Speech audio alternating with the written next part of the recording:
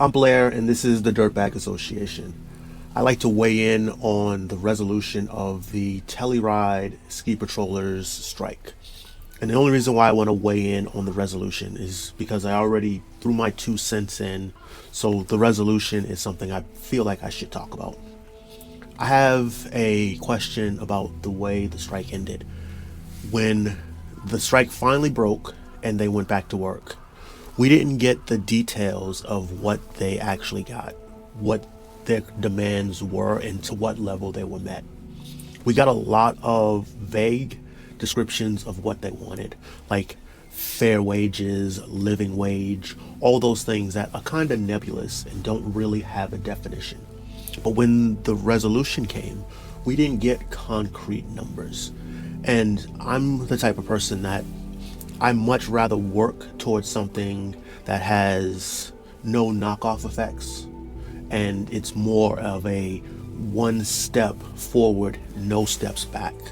And it seems like, in my opinion, the way that this strike went, it might have more knockoff effects for the ski patrollers in Telluride, the ski patrollers elsewhere, and even just the general staff on the mountains. I think the sentiment, if someone were to strike, say next year, in a small, tight, closed community such as a Telluride or any basic destination mountain town, you might not get the same support as you got for this one. And the reason why I say that is because if the results weren't so great that their lives were drastically improved, and the collective can say the pain that we felt was worth the gain that this group of people that we care about got, then we'll absorb that. But I don't think that's the case in this situation. I think what they got was nominal at best, and the knockoff effects of how it affected that town will go far beyond the dollars and cents that the ski patrollers got. And if you do something that gives you a somewhat quick fix, but down the road just kind of messes up everything for everybody, then was it really worth doing? Or even if it was worth doing, did you do it properly? And that's the thing that I tend to harp on a lot of these things. The intent might have been great, might have been noble. The fight and the struggle may have been real. But that doesn't mean that the people who are fighting it are fighting with an effective battle plan. And that's what I saw in that strike. I thought the battle plan was off. Not the objectives weren't worth meeting, but they weren't going about it in a way that was going to either get them what they wanted, even more so get them what they needed, or allow future gains to be gotten with the support of the community, the support of the nation. And I think they eroded a little bit of that, because now that they're back to work and people are on the mountain skiing and snowboarding, now the people who were the other everyday people in the Tellurides, not the other multimillionaires and the billionaires, the people we always want to point fingers at, but the people who were running the mom and pop shops. And those people might be millionaires. They might be well off based on the normal society, but they're business owners, they're operators, and they probably deserve the money that they've gotten for what they've grown.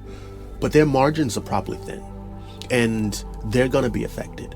No different than anybody else who basically had work stoppage for no apparent reason.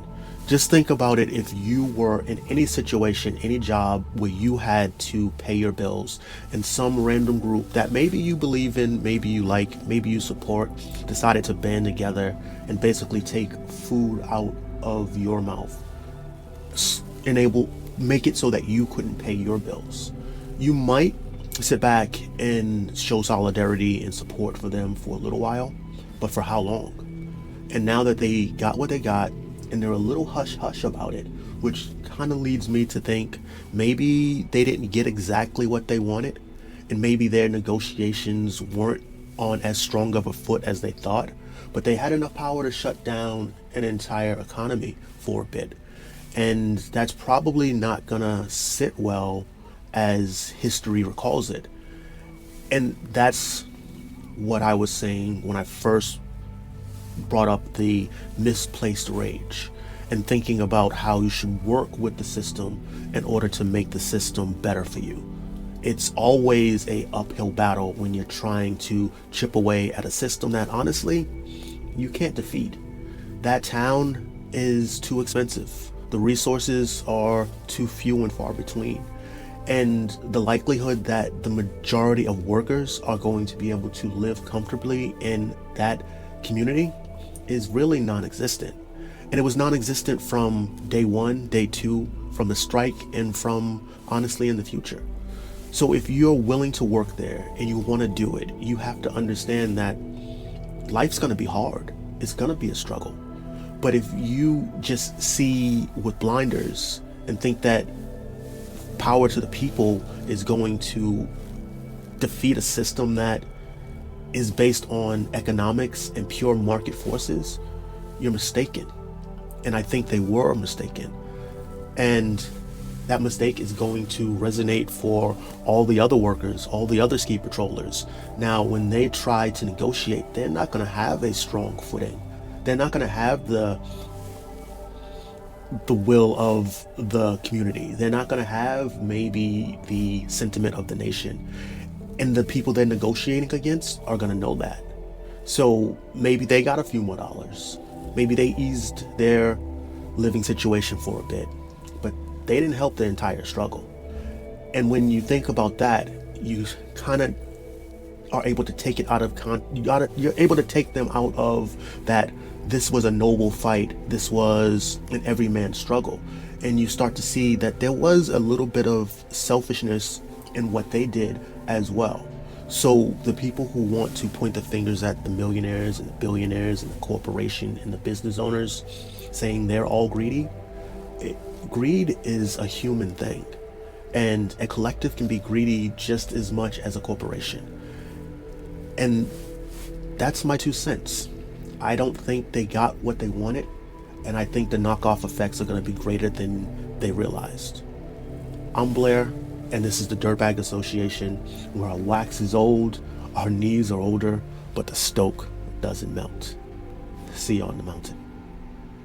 I don't ask for too much.